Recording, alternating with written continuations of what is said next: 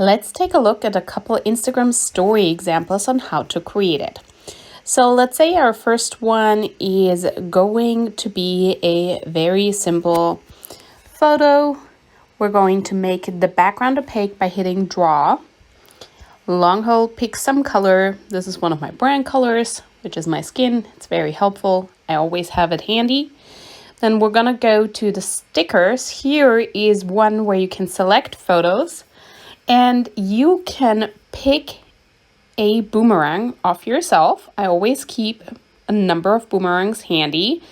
Whenever I have a good hair day like this, you select it and then you can tap and hold. And this allows you to change the shape or the form of the boomerang. Now, mind you, when you use the circle one, there is currently a glitch on Instagram stories. So it will actually save as an oval. So you hit save. And when you take a look into what you actually saved, let's make this smaller. I love to put this at the bottom corner, for example. Let's take a look at what we saved. You can tell this is the actual shape of the boomerang. Let's make this a different color in the background so you can see.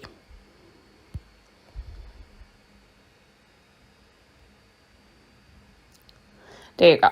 So this is the actual shape it will be saved to.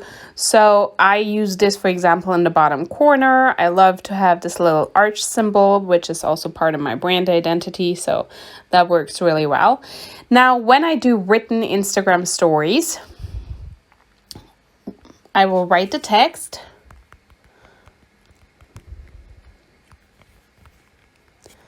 I always start with a big headline. Say we are going with a brand color. I like to make the headline the darker one. Okay, I like this, for example.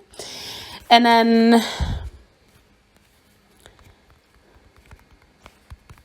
this is the actual story you're telling. Describe how you felt.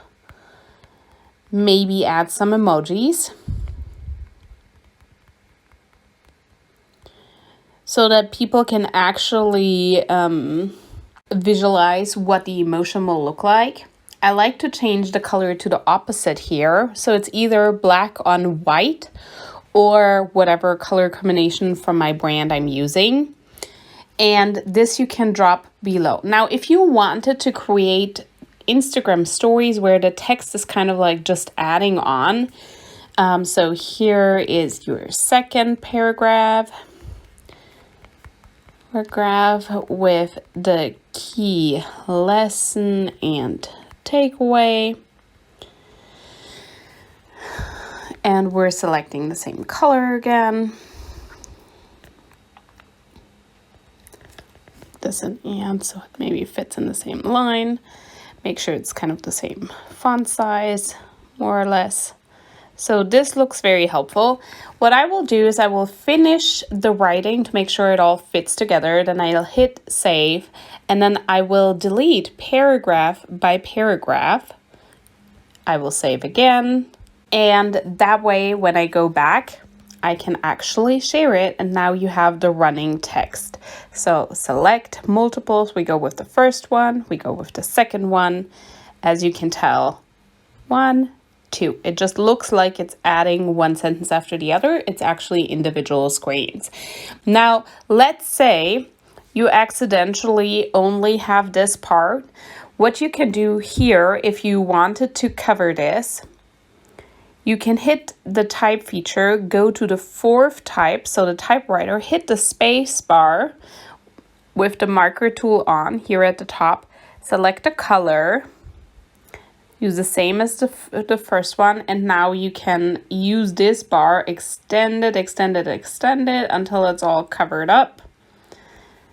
That way you don't have to work around with the paint tool. And now you can save that again, and now you have both. You have the one where it's covered and the one where it's not. For example, I have a screenshot of my podcast. Here, I use the design feature, go to the fourth one with the typewriter, hit a couple of times the space bar, make sure I select the exact color here. And I use this to cover up the bottom half. And now I have a beautiful screen of my podcast that I can save. I can go to the link button, say it's the Content Lounge website, loungepodcast.com, and then podcast. This is the button, right? We can use this button here. We can tap it again, make it transparent. This works really beautifully as well. So for example, you could have something like this, a button, you make it a certain color, make the button itself also the same color. There you go. Now you can add this underneath the transparent button and boom, and now you actually have some contrast and people can actually see that this is the button. If you wanted to, I really like using some of the stickers. So for example, arrow I use a lot, which will give you a lot of fun arrow options. You can have a color. Personally, I also really love the stickers called boho because they just fit my color scheme very well. And if you need sticker ideas, you can always head over to Pinterest, which will tell you different stickers. Now let's take a look a little bit at how I organize some Instagram story content that I always reuse. For example, these boomerangs here that I will reuse frequently. So for example, something like this. And something like that, for example, for the content that sells launch. I also have actual social proof that I will reuse and repurpose. And I also save individual programs. So for example, this is all about profitable story prompts.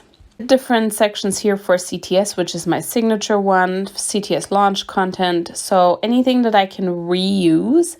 And I haven't created folders yet, but what I will also reuse for sure is I will reuse the screens for selling one offer. If it worked really well, I will reuse it. So for example, something like this here, I will actually organize this into a folder for the 6-figure Instagram stories launch, the next one that I'm creating, because why not reuse these? I also have slides like that for all my other programs. I save a lot of screenshots from my coach and other coaches that I can reuse. I also save these kinds of like little boomerangs if I've created them before and they worked super well. And I loved how they look because I can always reuse them. I just use the draw tool and I can hide the question box up here, right?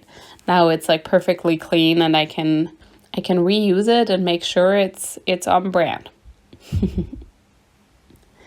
So those are a couple of tricks that will make your life so much easier creating Instagram stories. You never have to start from scratch. I constantly repurpose old boomerangs or old offer slides because I don't always want to create something new and I have a lot of stuff to do. Now, here is one more really neat tip. Let's say you have an image like this, which will work super well to add copy on the right. But here's the thing.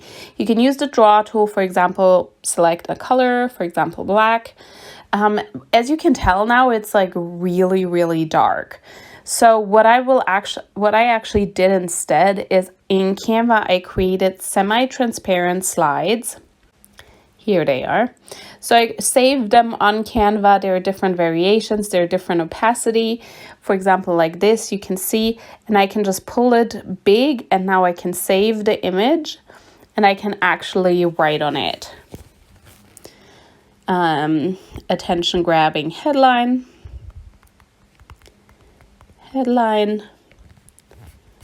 with an emoji. Let's say we're going with the money emoji, and then actual content in here.